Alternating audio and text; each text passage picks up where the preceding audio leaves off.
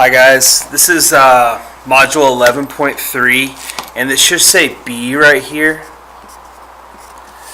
We're generating equivalent expressions.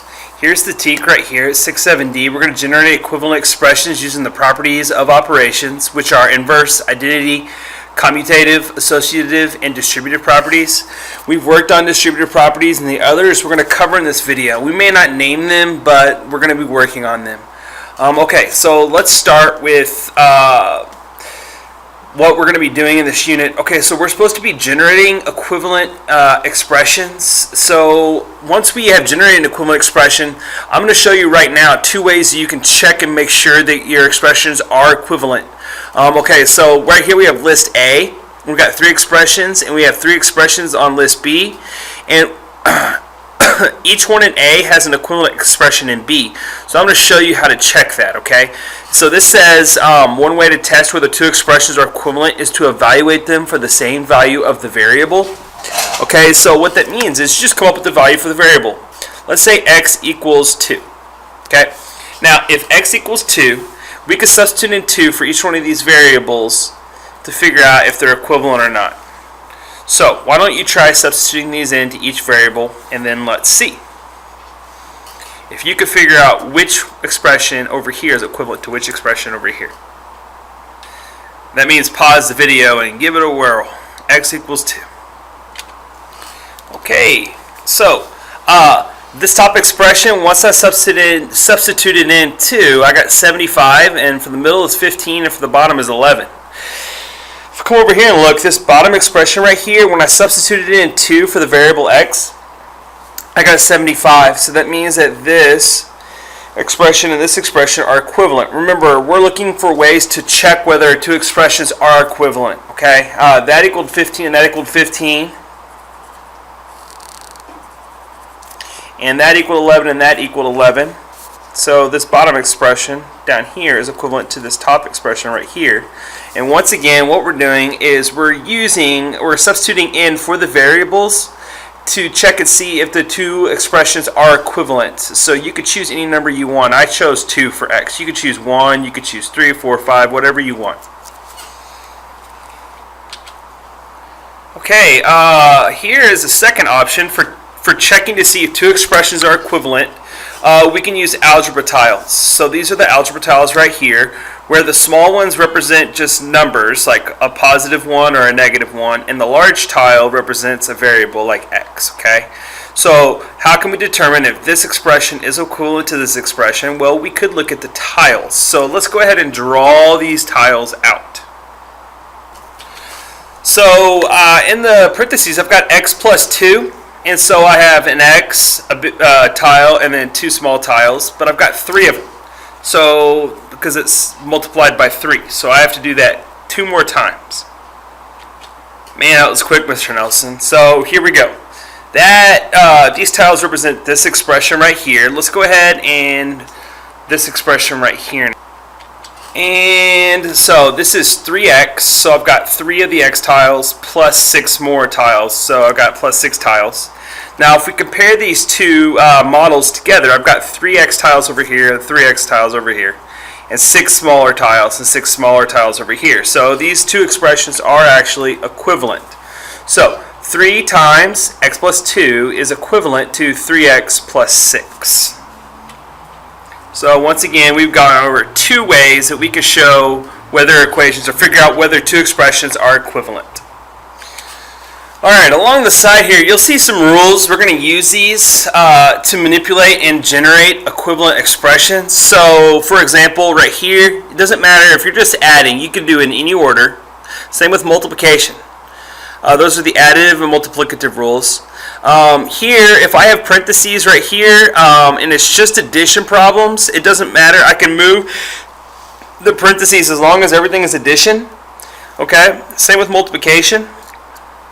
Right here, this rule is going to be really important, so put a little star next to it. That is 5 minus 8 is the same thing as 5 plus the opposite of 8.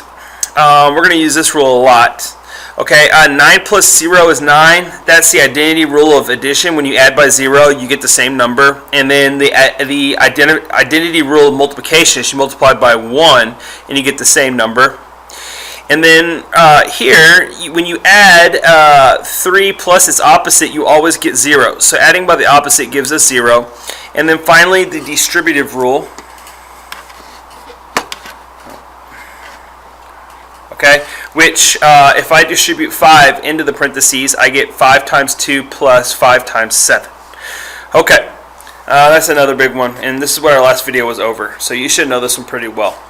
Alright, so we're going to generate an equivalent expression to this by, we're not going to substitute in for J, we're not going to substitute in for S, but what we are going to do is distribute and then combine like terms. Okay, so go ahead and right here, like a big thing that we need to do is combine like terms. That's going to be something new for us. And so you need to look up the definition of term, coefficient, and like terms. Okay, and those can all be found on, I believe, page 311 in the textbook. But a term are anything separated by the plus sign. So if you come down here and look, like right here, J is a term and 2 is a term because they're separated by a plus sign there. Okay, like terms are terms that have the same variable with the same exponent. And then coefficients are numbers that are next to a variable that mean multiply. Okay, those are very important terms for us, our words I should say. So I'm going to distribute 7 times 7, and I'm going to distribute the 7 here times 7. So after distributing out, I get 7j plus 2 plus 7s plus 7. Now we're going to combine like terms. So here's what we're going to do. We're going to start with this first term, 7j. Alright, j has a variable j, and we're just going to put a box around any term that has a variable j in it. So I come over here, there's no j there, no j there, no j there, so I'm done with the boxes. So I look at my next term, it's just 2, no variable. I'm going to put a circle around it. Alright, so now I'm looking for other like terms, and there's one right there, so it's got no variable, so I circle it. And then finally 7s. Let's see, we can put like a triangle. Okay. Alright, so I can't combine, there's nothing to combine with 7j, it's no more squares, so I can just bring it down. Same with the 7s, so it's a plus 7s. Bring that down, and then I'm going to combine the 2 plus the 7. They're both in circles, so I combine the circles together and I get 9. Okay, so this expression right here is actually going to be equivalent to this expression up here originally. The two expressions are identical, and if you want to check, remember from earlier in our video, you can substitute in for x or you can draw tiles, but this expression will be equivalent to this original expression. Alright, now for this expression, I left something off.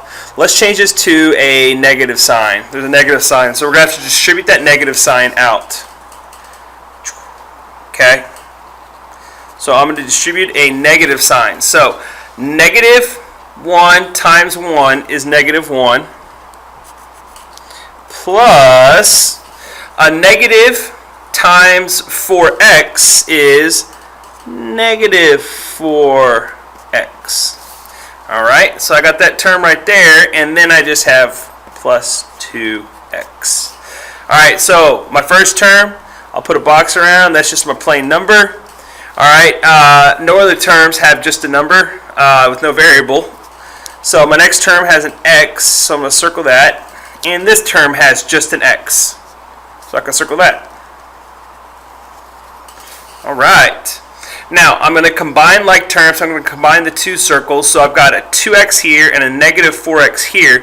Now, when we combine like terms, we just add the coefficient. Okay, so I've got a negative 4 plus a 2. Negative 4 plus a positive 2 is a negative 2. So I'd put negative 2x. Okay, so I keep the same variable. And then I'm going to bring down my other term, which is a negative 1. So plus a negative 1. Okay, remember with the additive rule up here, you can switch the order of addition and you still get equivalent expressions. So even though the negative 1 was here, I can list that term second or first and the expression is still equivalent. So negative 2x plus the negative 1 is equivalent to this expression right here. And I can flip these two terms and still it would be equivalent. So as you can see, there are lots of rules that go into this, and there's many ways to manipulate this expression. I could also factor out a negative number here to generate another equivalent expression. So if I wanted to just factor out a negative number from each term, I'd put negative on the outside. Okay, and if I factor a negative out of 2x, negative 2x, I get 2x. And if I factor a negative out of negative 1, I just get 1. Alright, so this expression is equivalent to this expression right here. Okay, so that is equal to that, and that's equal to that. Those expressions are all equal to each other. Alright, let's take a look at this expression now. I'm going to go ahead and distribute the 7.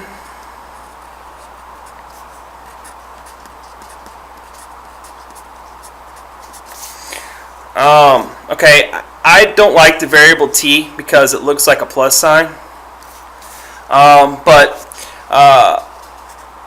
Put a box right there on that term. Okay, circle this term because there's no variable there, and this one has no variable, so circle that. So I'm going to combine the circles and just bring the box down. So 7t plus, it's going to be 91.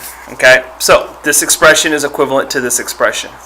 Alright, and this last one, just put a line through, and instead I want you to copy down this expression, 3 times x squared minus 2x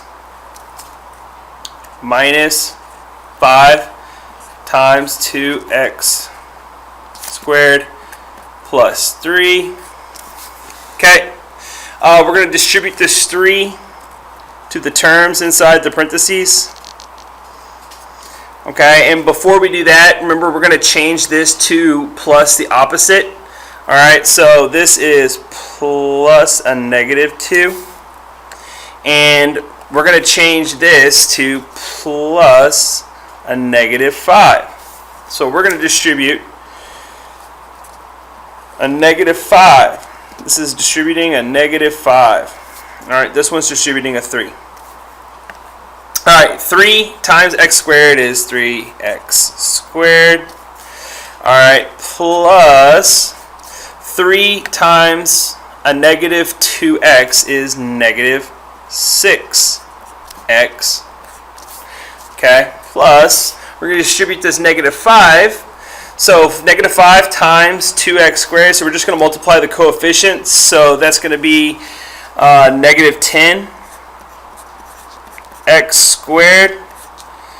And then we're going to distribute this negative 5 to this term right here. So negative 5 times positive 3, which is a negative 3, plus negative 15. Okay, so that's how we distribute. Now we're going to find like terms. So I got an x to the second power. I'm going to put a box over that. Alright, oh, and I got another x to the second power. So I can put a box over that. Now we combine like terms, we just add coefficients. That's all we got to do. Easy breezy. Okay, now I've got an x here. Go ahead and circle that. Okay, and right here I just have a number with no variable, so I can just put a triangle on that. Okay, so I've got two rectangles here. You're not finished till you combine all the shapes. So I got to combine this 3x squared and this negative 10x squared.